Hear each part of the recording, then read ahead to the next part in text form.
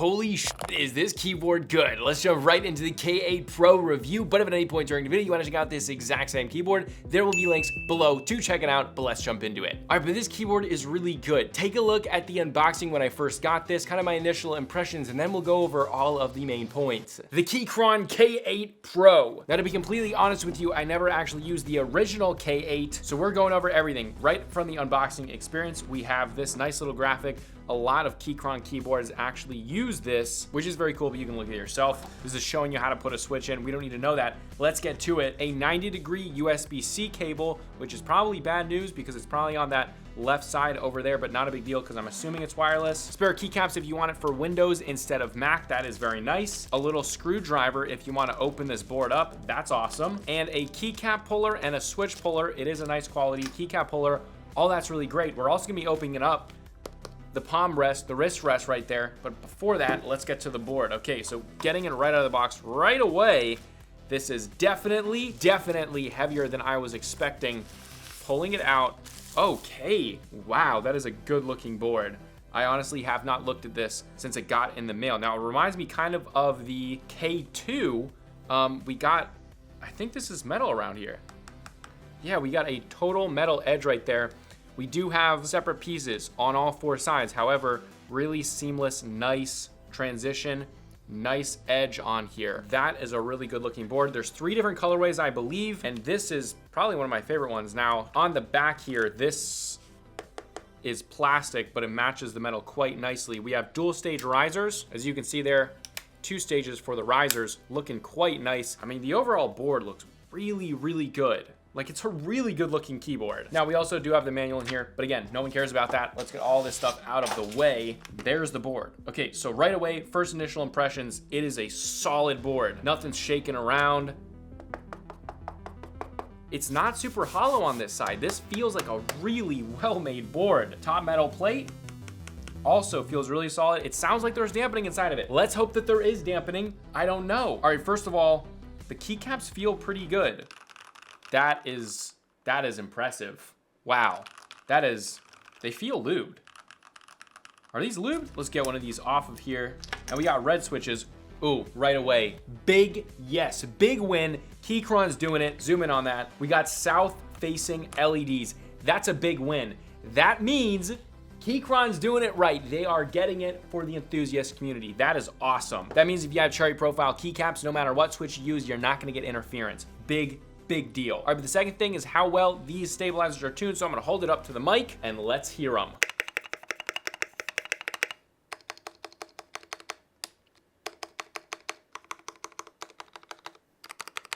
Overall, wow, that's impressive. Far better than the last generation Keychron K2 V2 that I reviewed. Quite a big improvement. Now this one has some issues. I don't know if it's just because it's not seated right. Let's pull this off.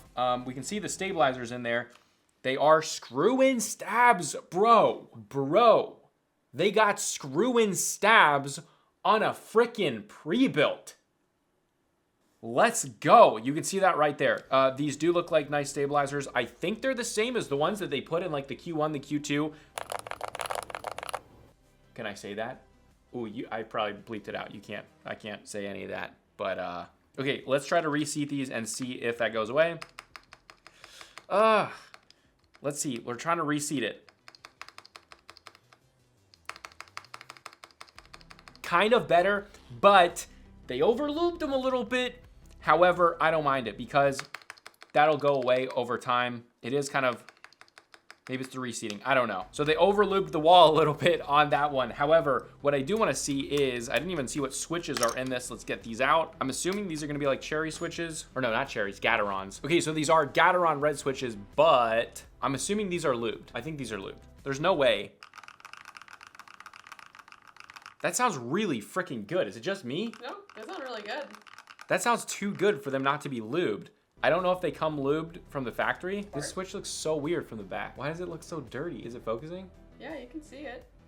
That's kind of weird. Okay, but we gotta look at that hot swappable PCB and what looks to be some foam behind it. And That's freaking cool. That will be what I'm gonna go over in the full review. Initial impressions are, number one, actually, let's take another keycap off. My initial impressions are compared to something like the Keychron K2 V2 or the K2 series. A lot of those keyboards had the same kind of keycaps. Now, these keycaps are considerably better. They are considerably better, a much higher standard. I wouldn't say they're quite custom, but they do not give off that higher pitch sound. I am addicted to the way this thing sounds out of the box. Oh my God.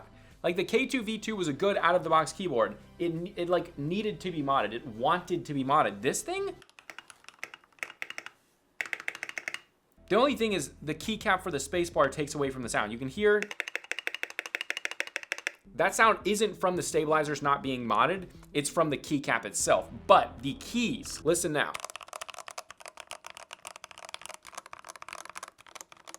Like, this is a really good sounding board. It's got really good acoustics, and it's absolutely got a ton of dampening inside it. I think it has case and PCB dampening, but I might be wrong. However, I am not sure how to get into this. All right, so moving around. USB-C over there on the left side, I don't mind it because this is a Bluetooth board. We got Windows, Android, and we got cable, off, and then Bluetooth. So we can actually turn this on. These are not shine-through keycaps, which I love. Again, more of an enthusiast thing, so that's the crowd they're going for. However, the RGB looks pretty good. Again, south-facing, so it is gonna be super nice to not have the interference. Also, on putting keycaps, it's just gonna look nicer. The overall RGB does look good. Yeah, I mean, it's kind of hard to tell the brightness, although it does look like it's pretty good brightness, although we do have this button up here that can automatically just change modes, which is always cool to have. I do like how Keychron does that. Some people don't like that, though. Okay, but... so nice. Let's get this open as well. Also, I'm not gonna lie, when I got this thing, I thought it was gonna look kind of like a K552. If you guys don't know what that is, where have you been living? But honestly, in person with the metal frame, it does not look like a K552. This is a clean looking board. This is, I don't know the price yet. Do you know the price? I do not. I would assume this is over $100 for sure, but I don't know the price. Out of the box, this is one of my favorite pre-builts, I gotta tell you. It's up there with the Akko 3068 and 3098B. Okay, so the nice thing is I have another one of these for the K2 V2. They make these beautiful wooden wrist rests, and this one is absolutely no exception. Just beautiful wood. They got big rubber grips on each side, and then you put it up to it. It fits the thing absolutely perfectly, which for people with OCD, like me, absolutely fantastic. Look at how freaking good this looks. Let me pull the plant in. Oh, look at the overhead, bro. All right, but yeah, continue on with the full review. I talked way too long here. I'm impressed so far. Let's see what I have to think in the future when I've been using this a little bit longer.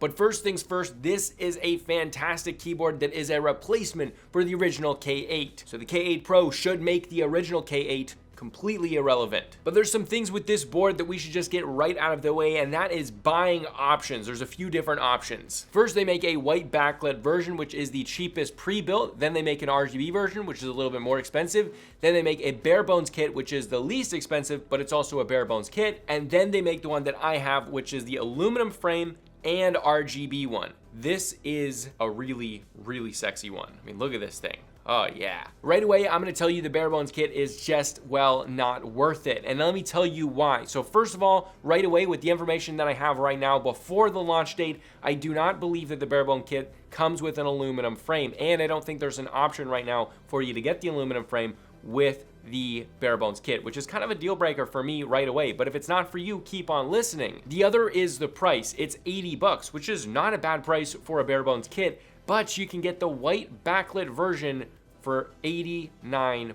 So that means for $9, you are getting PBT keycaps and lubed Gateron G Pro switches. Now that might not sound like, okay, maybe I don't want the keycaps, maybe I don't want the switches. But let me tell you, the keycaps and the switches are actually pretty good, and they're well worth more than $9. So it just is ridiculous, because all you could do is get the white backlit version. If you don't want the keycaps and switches, take them off, put them on a budget board that you might have, or you could even probably sell them on eBay and still come out better getting the white backlit version. But now moving on to that version, the white backlit version is a really good price. For 89 bucks, you're getting a fully built keyboard with the same PBT keycaps as this one, which we'll talk about, which are actually quite good, and the same lubed Keychron G Pro switches, which I would say are noticeably smoother than typical like Keychron Reds or whatever like that, at least how they have them lubed here. Now the RGB version isn't super impressive to me because you're paying 100 bucks and you're only getting RGB on a keyboard that comes pre-built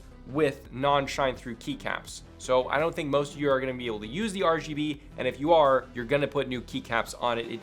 That one doesn't make sense to me. But this one is the other one and the most recommended one, because I feel like all the other ones are not quite what this could be. It's like when you buy a stock base level car, it's never what the limited is gonna be. It doesn't have all the features, it doesn't have all the luxuries. This one has it all. It has the RGB, you're never gonna use it probably, but it has it. It has that beautiful metal frame, which really is an absolute must for me. This thing doesn't look as good, it doesn't feel as good. It's not as heavy without that aluminum frame. It's definitely a must for me. Really good build quality, and it feels premium as heck, more so than the K2 V2 with the aluminum frame. So the fact that this one's only 110 bucks for the fully loaded version, this is either the option or go with that white backlit version for only 89 bucks. So if you're on a little bit of a budget, the white backlit one is still really good. However, if you want the fully loaded one, I would go with this one. I wouldn't go anywhere in between there. It just doesn't make a whole lot of sense. Second thing is, this is a pre-built board and it has QMK and VIA support, which is huge right out of the box. Through those, you can customize basically anything that you want, and that's absolutely huge, especially in the enthusiast market, which this is going towards. This is really going towards enthusiasts that are getting into boards. Maybe you've modded your own boards and you want a really solid keyboard that's really quite like a custom, and that's what we'll kind of go through. This is very similar to a custom. The fact that they offer it in a bare bones kit is very cool. However, I still don't think it's worth it. Okay, now the Keychron G Pro switches, they're nothing insanely special, but they are better than typical Keychrons. That being said, these come lubed. Now these are not hand lubed, I believe. It is like a factory lube, but it's not like that typical factory lube that you see on all of switches when they say factory lube. It's just really bad. This isn't terrible. There's a lot of lube in this thing. There's a ton of lube inside of these, although it's not as thick of a lube as like Crytox 205 grade 0. This is definitely a thinner lube, but more lube. It doesn't sound, as you can hear, over lubed at all. It doesn't feel over lubed as well, but they also, because they did a good job lubing, it's pretty freaking smooth. It doesn't feel and sound super scratchy. Definitely not insane, but pretty dang good for the price. I mean, again, you're paying $9 more essentially for the keycaps and lubed switches. That's a pretty good deal. Now, most people buying this are gonna use this and they're gonna be like, holy crap, especially if you've never felt lubed switches before. These are obviously not the best in the world, but for someone that hasn't felt or used lube switches every day, this is really good, and people are gonna love this, and some people may never change this board. But for me, I would definitely put a different higher end switch on this board because I think it would benefit from it, but it's not a must. That's a nitpicky thing. But now, this is fully hot swappable with 3 and 5 pin switches, and the other big thing with that is that it has south-facing LEDs, which basically means if you have cherry profile keycaps, you can put these on there without any interference, as well as the fact that if you do want to do something crazy and putting keycaps on this, I don't know why anyone would do that. It would look good because it is south facing. So if you did want to do some sort of shine through keycaps, you're gonna have to find specific shine through keycaps that are down on the bottom, but putting keycaps would pretty much work, doesn't matter. Now the sound profile is the single most impressive thing to me. Let's just get a real quick sound test before we do the full one. This thing is really impressive how it ships. Okay, so number one, there is plate and PCB dampening, which is really good. It gives for really good acoustics, but the big thing is that they include not case foam, because a lot of case foam was really bad. They include a silicone mold for that case.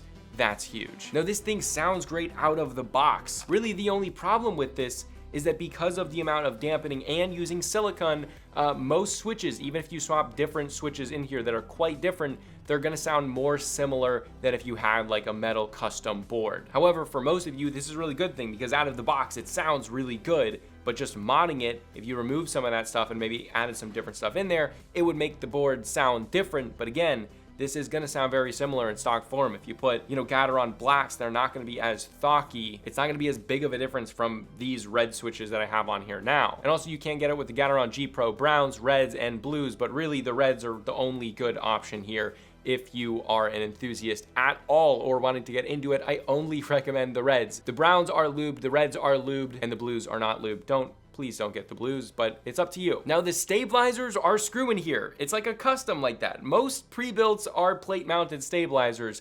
That being said, these are not the best screw-in stabilizers ever. I think these are the same ones as on like the Keychron Q1 and Keychron Q2, which does make sense, but these are tuned and lubed from the factory pretty dang heavily, which is good. That's really great. That's something good to see companies doing more of, putting more time into their stabilizers, because these actually are lubed. They're greased and lubed. Most companies just grease the bar. The problem is you're gonna hear this in the sound test in a few seconds, they actually over lubed the stabilizers a little bit. As you can hear on this key, the left or the right shift key, it's over lubed, and kind of some of the other ones are a little bit over lubed. They're like not tuned perfectly. That being said, I would rather have something be over lubed than under lubed, not switches, but with the stabilizers, because it's pretty easy to fix that. You just go in there and wipe some off, maybe add a little bit extra, a little bit less than they did. And really the stabilizers sound good. There's no real ticks. Okay, now I did not mess with the stabilizers or anything. This is a completely stock board. Take a listen to the sound test. This is how the Keychron K8 Pro sounds.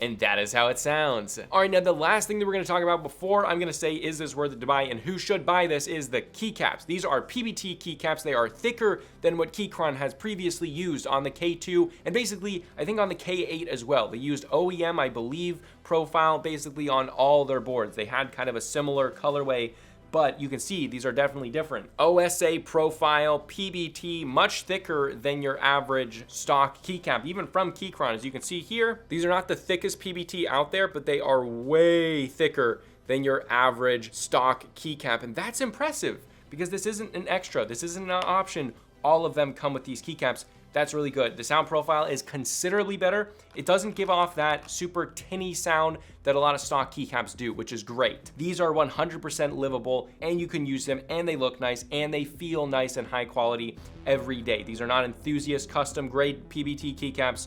However, they are definitely livable and way nicer. Like I could legitimately use this keyboard in this form every day. Now, because of this, it actually sounds really good. Where a lot of boards can sound good and then the keycaps just ruin the sound. That's not the case with this one. The only place you can hear, okay, the keycaps are a little bit thinner is on the space bar really and some of the stabilizers. But besides that, it sounds really good. Each of the keys has a really nice sound. But before, is it worth it and should you buy? Really quick, obviously it's Bluetooth. You have a USB-C over there on the left side. You can switch between Mac OS and Windows and it comes with spare keycaps. And it's obviously Bluetooth with a pretty big battery, so battery life should be good to go, especially if you don't have that RGB on. But is this worth it?